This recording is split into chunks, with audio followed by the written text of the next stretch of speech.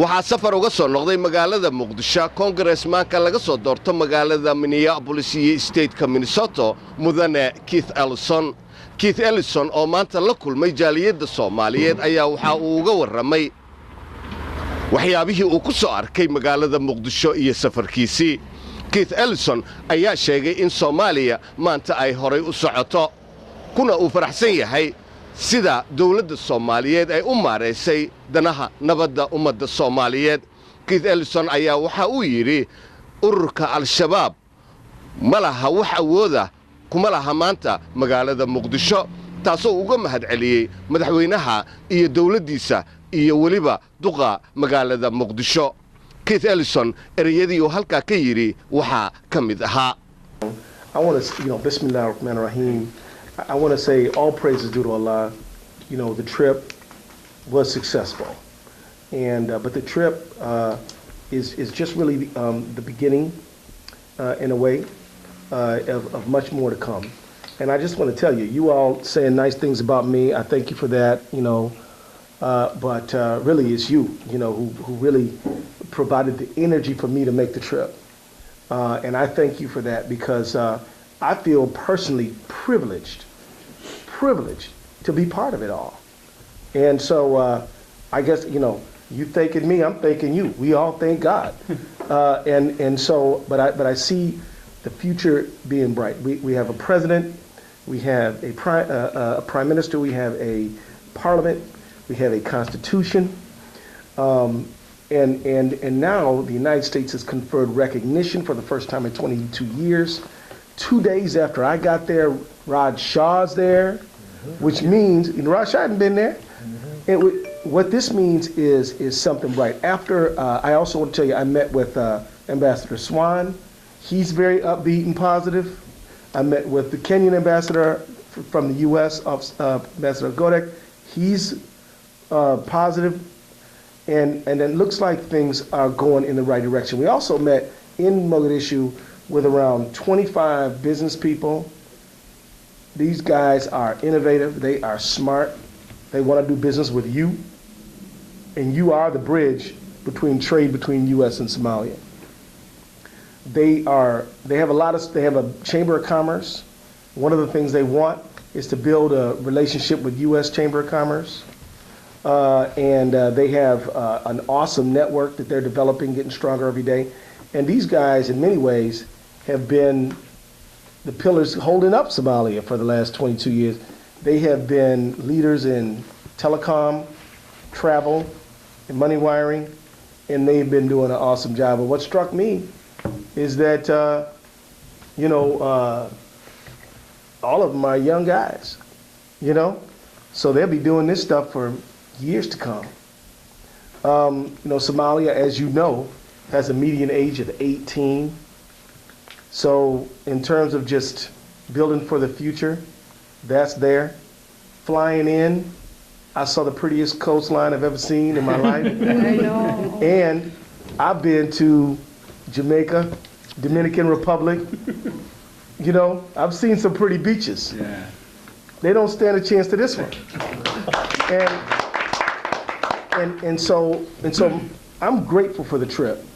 But I'm a little dissatisfied because I was only there for 1 day, and they didn't even let me leave the airport compound. So if any of you ask me, well, what does my street look like?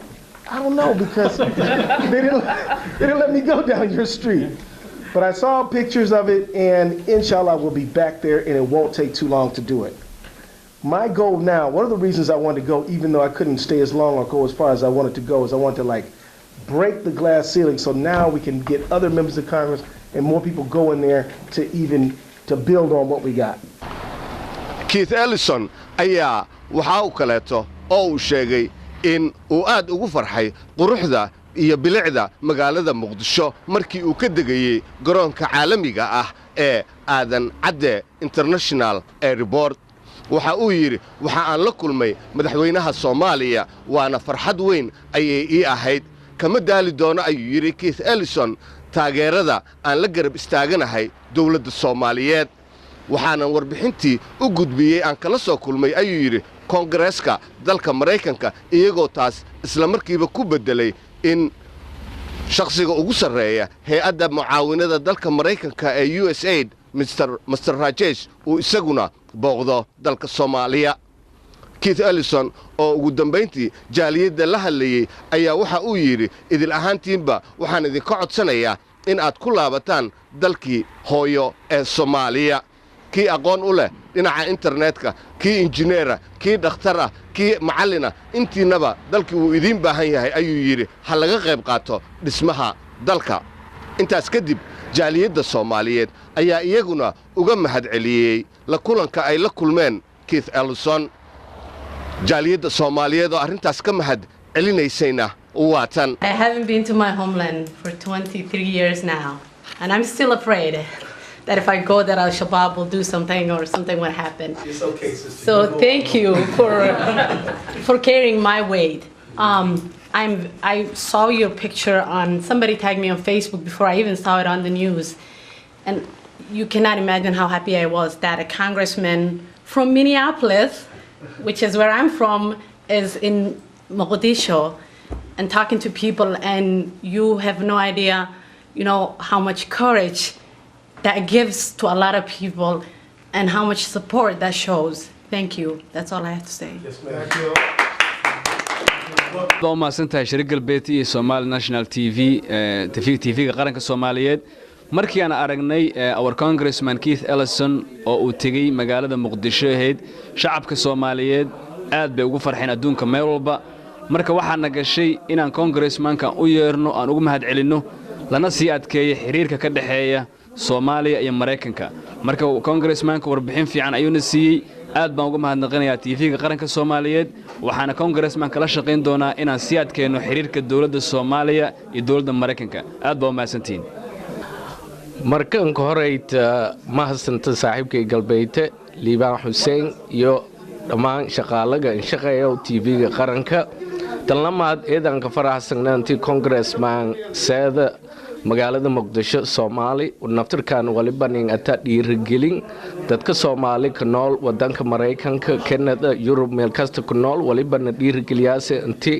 lan Congressman oo America ku tabi Saada habooqada haninagada nin ku warama eedan ka faraxsana in sheegada hatina waliba iska dhiirigeliyo hayna uu dhoon dadkii la kulmeen Congressmanka dhammaan dadka Soomaalida intii wadankii walan qobana kanagana wal haadan in sheegada haadan dhinaga dhismada dhinaga dawladda dhinaga walbarashada dhinaga caafimaadka lankasta oo banaanka rooga aboodis intii wadankii Saada jeey yasoo binafadana ka faraxsana waana waliba faday intii oo haysiin mahadnaga marlamaad fursadii isniin siidan TV-ga qaranka Soomaaliya الرحمن الرحيم الحمد لله والصلاة والسلام على نبينا محمد صلى الله عليه وسلم runtii waxay ahayd fursad qaali ah in maanta aan la kulanno Congressman Keith Ellison oo tagay Muqadsho sidii hadda ka hor in badan uu naga ballan qaaday inuu wadankii tagi doono danaha Soomaaliya iyo ummadda Soomaaliyeed uu ka shaqeyn doono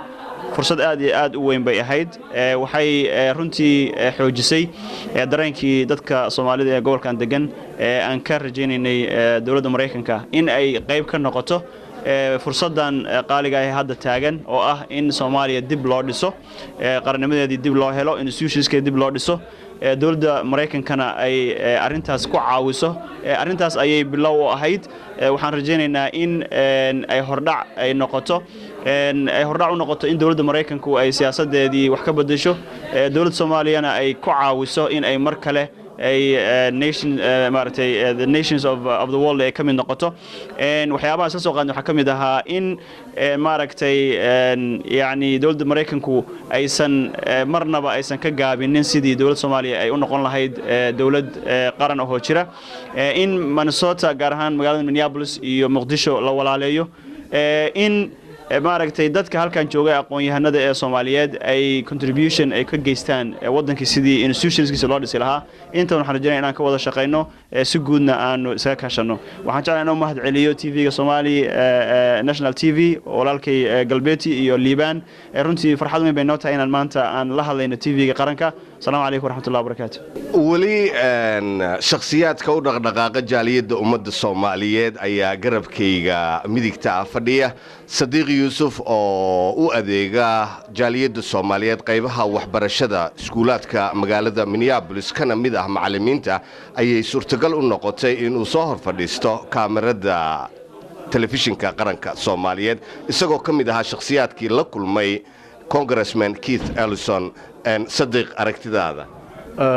mahadsanid galbeyti aad baan idinku mahadinayaa fursadda nasiiseen dad xulaho qiimo badan ayaa maartay yimid shirka Congressman Ellison oo aad ugu faraxsanaa maartay socdaalka taariikhiga uu sameeyay ku aaday dalkeeni hooyo Soomaaliya gaar ahaan magaalada Muqdisho dabcan waxyaabo badan oo maartay waxaynu ka wada hadalnay sidii xiriirka loo xoojin lahaa labada dal iyo inay muhiimadu ay tahay in Soomaaliya la dhiso hay-adaha dawladda dalkeen wuxuu ka burburay hay-adaha dawladda sida ciidamada sida maaragtay waxbarashada sida maaragtay maxkamadaha iyo waxaas marka haddaan la helin qaran Soomaaliyeed oo ciidan leh oo nabadgelyadiisa hanta bulshadu hadii jeer maaragtay ma noqonayso qaran cagiis isku taaga marka annaguna waxaanu ka balqaadnay inaanu kala shaqeyno Congressman Ellison sidii ay Soomaaliya mar labaad cagaheed isugu taagi lahayd xiriirka Soomaaliya Mareykankana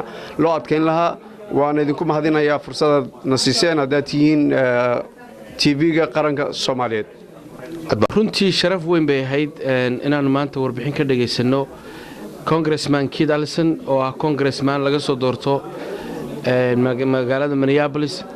Keith Ellison wuxuuna siiyay warbixin dhammaystiran oo ku saabsan dalkii Soomaaliya iyo dalkii hooyo wuxuuna geliyay rajo aad iyo aad u weyn in isbedel weyn uu jiro oo horumar xaqiisa ah marka waxaan oran karaa wuxuu ahaa safar taariikhi ah annagana waxa muhiim ah inaanu garab istaagno sidii dawladda Soomaaliyeed loo caawin lahaa waan gaarsiiyay warbixintan maanta aan dhageystay waxaan la sheer gareyn doonaa US Senator Amy Klobuchar oo aan kala taliyo arrimahaas Afrika waxaanu ku dadaali doonaa baahiyaha jira ee ummadda Soomaaliyeed ay haystaan iyo arrimihii aan markii horeba wadnay ee ahaa dhibaatooyinka ka haysta xagga xawaaladaha oo kale inay si nabadgelyo u gaarsiiyaan dadkii dhibkii inaan hawshaana si laba laabno marka waxaan oran karaa safarka uu ku tagay Keith Ellison Muqdisho Congressman Keith Ellison waxa safar taariikhi ah oo runtii guul ah waxaanu rajaynaynaa inaanu talooyinka soo jeediyay iyo warbixintuna siiyay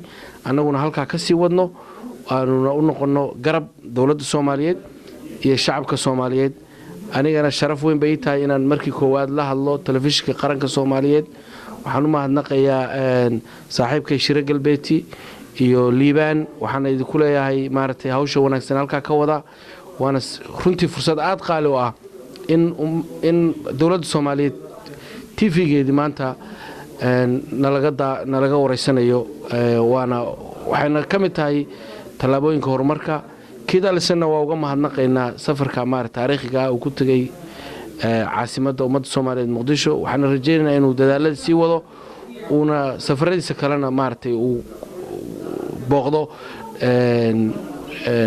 dhammaan gobolada kale iyo waxaan ku rajaynaynaa inay hawshan noqoto hawl runtii meel dhal leh waxaad garan kartaan in laba cisho kadib markuu tagay Keith Ellison Muqdisho in Rajiif Shaah uu tagay isaguna maartay mas'uul sare oo ka tirsan wasaaradda arrimaha dibadda hay'adda USAID marka dadaaladii way bilowdeen waxaan rajaynayaa dawladda Soomaaliyeed inay dadaalka sii wado dalka iyo shacabka Soomaaliyeed ku soo dabaasho nabadgelyo waxaa suurtagal ay noqotay markaasi inuu garabkayga midig uu ka muuqdo madaxa Somali Action Alliance ee stateka Minnesota mudane Shafi Hashi oo isagu soo qaban qaabiyay hay'adiisu ay soo qaban qaabisay la kulanka Congressman Keith Ellison iyo jaaliyadda Soomaaliyeed haddaba kulankaasi sida uu u dhacay iyo dantii laga lahaa waxa isaga oo ka jawaabaya Mr. Shafi ereyadiisii kamid ahaa بسم الله الحمد لله والصلاة والسلام على رسول الله وبعد مركل فرحض وين يتاي رنتي سومالي ناشونال تي في تيم كيسي walaalkii Cabdullaahi iyo walaalkii Liibaan howsha wanaagsan meena soo taaka wadaan ee Mareykanka runtii aad idin kama had celinayna waa fursad qaali ah ummadeena meel kale adduunka ay kala joogtaan isku xirtaan waa mahadsantiin runtii waxaan kale u mahad celinayaa tiimkii howshan igala shaqeeyay walaashay Hindiya Axmed Cali Culusow oo runtii shaqo weyn ka qabatay howshan inay dhacdo very short time ayadoo ay ahayd iyo walaalkii Sidii Qurfa oo runtii tiimkii howshan igala shaqeeyay runtii congressmanka wuxuu ahaa congressman Keith oo nin aad dib xiriir fiican aan u lahayn in muddo ahba waagi doorashadiisa iyo ka horba nin u taagnaa danaha Soomaalida markasta uu dareen jiray in Soomaalida qiimaheeda kor loo qaado ay noqdaan dad muuqda maadaama ay yihiin dad qiimo badan bulshadana magac iyo sharaf ku leh kulankan wuxuu ahaa kulan aan isxog warsi ku sameeynay wixii uu kala soo kulmay safarkiisii congressmanka markuu tagay Muqadsho iyo waliba Nairobi oo Soomaaliya Soomaali badan uu kula soo kulmay runtii farxad weyn bay ahayd inuu la soo noqdo hididiilo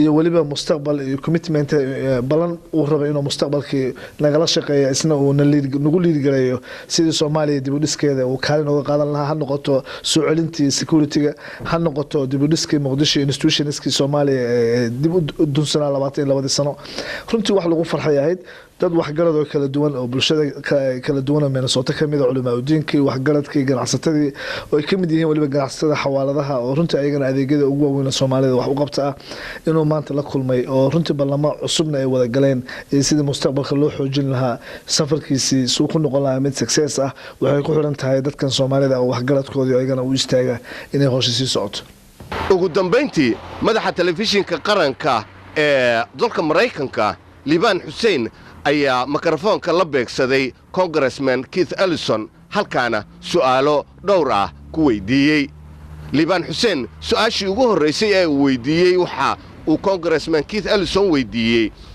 muxuu ku saabsanaa socdaalkaagii aad ku tagtay magaalada Muqadsho ee dalka Soomaaliya mudane Keith Ellison oo Liibaan uga jawaabayay su'aashaasna waxa uu yiri Well, the purpose was threefold. One, the purpose was to represent my district.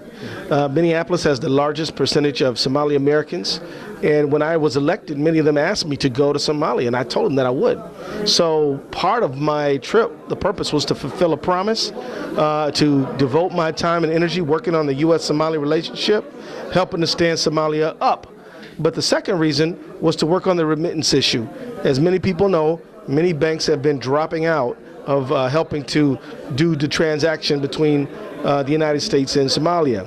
So I wanted to work on the Somali side of the equation to try to see what we could do to make sure that we move those transactions along. I have a piece of legislation in the U.S. Congress now, and it has bipartisan support, Republicans and Democrats, but I wanted to work on all sides of the equation, so the remittance issue was important, and I talked with people in the banking industry and the wire service industry. The third reason was to work on refugees.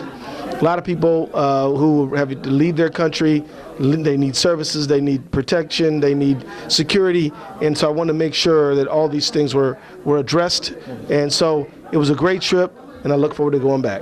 The next question is, what can you tell the Somali community of Minnesota about your trip? Although there are some Somalis that they lived here more than 20 years, they haven't went to their country back because they are afraid, because they feel like, I mean, it's not safe. But you are the Congress, and you and the U.S. United States Congress, and represented Somalis also in Minneapolis. You went to Muqadsho. Right. Some people looked like, wow, Congress Keith Ellison there, I'm going. Everybody. So what do you tell about them? Well, I want to tell them that they should be cautious, but they should definitely go visit Somalia. Somalia is beautiful. Somalia is a gorgeous country full of good, decent people, and Somalia needs them. Now, they could maintain their home in America. In fact, I'd like them to stay. But they also can go home and visit or stay permanently, whichever they choose, because Somalia is not the way it was 4 years ago. Al-Shabaab is not in control anymore. They have been pushed out of the cities. Now, they are still dangerous, so you should be safe and cautious, but you shouldn't be afraid of them. Let me tell you, fear is a sign of lack of faith. So if you have faith, you don't want to be afraid. And remember that Somalia needs you. It needs your talent, creativity, energy, and your prayers. So go back. So go visit your homeland. Of course, keep a foot in America because America needs you too. Absolutely. Well, the other question is, after you trip to Somalia, what outcome, support you getting from the U.S. government towards to Somalia, Mr. Congressman? Well, 3 days after I left, the leader of the American Agency for International Aid and Development was in Mogadishu too. His name is Raj Shah. He pledged about $40 million for aid and development. What we need to do now, though, is to change the U.S.-Somali relationship. We need to go from Somalia being a security threat to being a security partner, from Somalia to be a recipient of emergency aid to a commercial trading partner. Now, in order to convert from a dependency relationship to a partnership relationship, it's going to take a little bit of work, but it certainly can be done, and it's going to take people in the business community, people who do psychosocial assistance, because there's a lot of trauma, people who work on refugee issues, people who do academic exchange, because we need universities, we need hospitals, and we need a strong government institutions. Everybody's talents are needed. Don't ask somebody to invite you to help the U.S.-Somali relationship. Don't ask for somebody to invite you to help stand up Somalia. You know what you're good at. Come help. Well, I know when you come back from Muqadsho, you just visit to Nairobi, which is another city in Somalia also, right. in Isli. You went to Isli. So tell us about what you have seen in Isli. Well, I saw a lot of talented business people. I saw a lot of committed people. There was 3 young women who were working on psychosocial issues that women have, and they were at the Tawakal Clinic in Eastleigh, and they would work with people who've been through trauma, women who've been through trauma. So they're trying to meet the physical and emotional and mental needs of people who have really seen some tough times. And so there's a lot of reason to hope. I will tell you though, the development is good. People are investing in Eastleigh, and but when I drove down the street, there's still a lot of garbage. And I think we need to find a way to make Eastleigh beautiful, because other parts of Nairobi look good. Eastleigh should look good too. And I think we need to figure out a way to get the Nairobi Sanitation Department to focus more attention on Eastleigh. But if they won't do it, then the people who live there should do it, and I'm willing to help. Well, when you go to Muqadsho, like you just oversee around the area. Right. Take me back. Tell me, how do you see, how you feel it, the weather and over there in Congressman Ellison? Well, let me tell you, the first thing you notice when you're flying into Mogadishu is the beautiful beaches. Absolutely. The water further out is a deep blue. It gets a little closer, it's a light blue. And you get real close to the shore, it's teal colored. So you got 3 different colors of water, Absolutely. And it's all beautiful. Then you see the beautiful beaches, and it extends as far as the eye can see in every direction. And then you see the city. And you could see the city is being rebuilt slowly. And then we landed. When I landed, the people were singing, they were joyous. They had blue flags with the star, and they had American flags to greet me. And we got there, and we went in, and I met with the president. I want you to know that His Excellency President Hassan Sheikh Mohammed is in good health.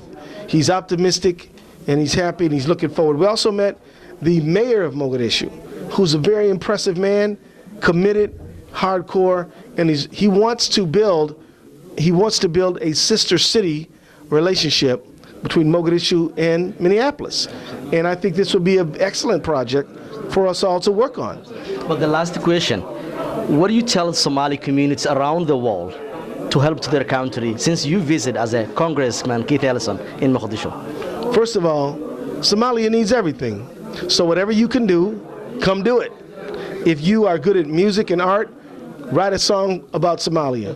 If you're good at writing newspaper articles, tell people about it. If you're good at internet stuff, help build the network and build the bandwidth of Somalia. If you're good at construction, build a building, come build a road. And if you can't do any of those things, give money to people who can do it. But do something.